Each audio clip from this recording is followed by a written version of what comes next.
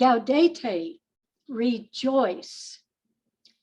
After 2 weeks in penitential preparation and anticipation, now we light the candle of rose.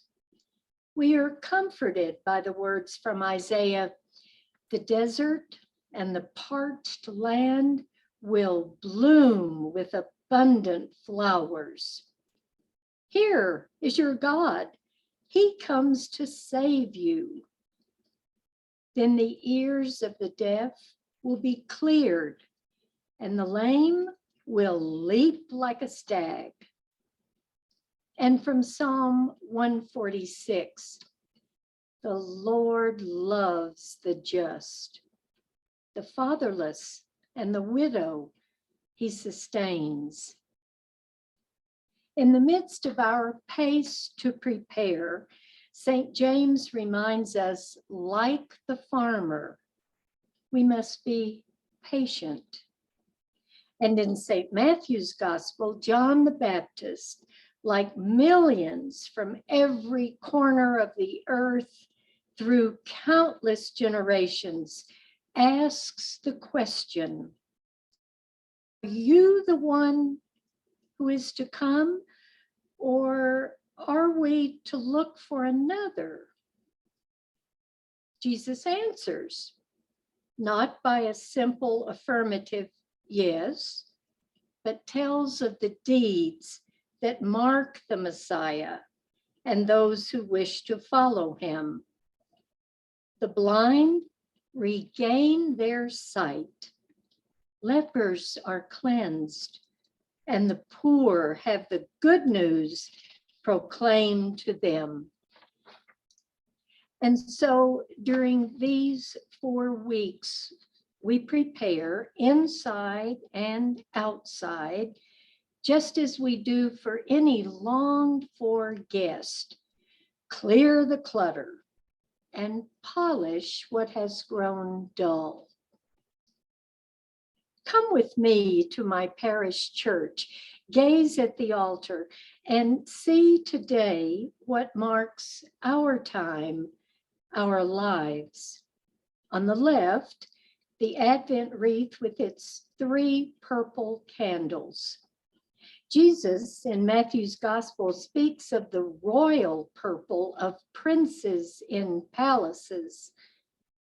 But in our lives, the purple more often speaks of pain and penitence, sorrow, and forgiveness. The darkness Jesus describes in the blind, the deaf, the lame, the dead. And he asks us to follow him to give sight, sound, strength, and spirit. And also on that wreath, the 1 rose candle, which calls us to the joy. Your God comes to save you. Joy breaks through, just as at sunrise, the dark sky lightens. The dawn brings the golden rose of a new day, a new start. And at sunset, again the rosy hue before the dark descends. In the center of our setting is the altar at which we are nourished, and nearby the pulpit from which we are nurtured and exhorted and consoled and commissioned. And on the right side, 3 not quite life-size statues of the Holy Family. The child Jesus, for whom we wait in preparation. The Blessed Mother, whose fiat is our rule for the road. And the Carpenter Father with his tools, well known by us in Loretto. And behind all, an elevated Christ on the cross, where we are called to stand with Mary to witness. Many of you know for the last almost 6 years, Ruth Roughton and I and several Denver sisters and co-members have been engaged in the dilemma of the Loretto Heights Cemetery. On that campus for 110 years, but being redeveloped by new owners. 62 Sisters of Loretto were buried in that consecrated cemetery over a period of more than half a century. Neighbors, Loretto Heights alumni, historical preservationists wanted the cemetery to remain. We love the sisters being there, we heard at community meetings. Should the sisters remain as a witness of faith and service? Ownership and perpetual care were problematic as various options were explored. For security and perpetual care, should these 62 join the 21 Sisters of Loretto buried in the Catholic Mount Olivet Cemetery? After many meetings, discussions, deliberations, and prayer, our executive committee decided to close the Loretto Heights Cemetery and exhume the sisters for reburial in our Loretto section at Mount Olivet. The Mount Olivet staff led the project, and the University of Colorado and Metropolitan State University anthropology professors directed the careful work. Reverential respect for the place, and especially each sister, characterized the labor for 3 weeks during June and July. Sisters, co-members, Loretto Heights alums came to be the Loretto presence daily. The keen interest in knowing something of the life of each sister has been so touching.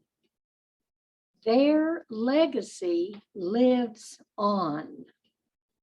Newscasters and neighbors came to ask about them. One neighbor came daily and stood praying her rosary. The anthropological research, presentations, and publications will tell the sisters' story long after their formal education mission ended. For the students, the work was a learning experience, the process, and the people. So those sisters, dreamers and doers, planners and laborers, Irish-born, college presidents and tree planters, artists and classics professors, their teaching days never ended. From their graves, the stories of their lives came to light again. For me personally, through the work of our Loretto Heritage staff, being able to see their pictures and their handwriting, to learn something of their work in Loretto has been deeply humbling. With a renewed conviction of the faithful and courageous and strong shoulders on which we stand. I have learned the deep respect held by so many for Loretto, the woodworking family who handcrafted the new beautiful oak coffins, Sister Ann David and the parish knitters whose shrouds hold the human remains of the sisters.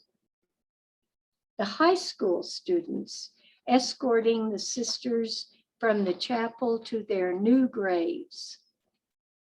The florist who donated 150 white roses dressed to be distributed on the coffins.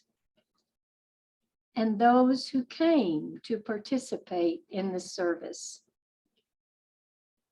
The purple of the years of pondering gives way to the rose of the celebration of lives, lives who prepared the way for us. Thank you.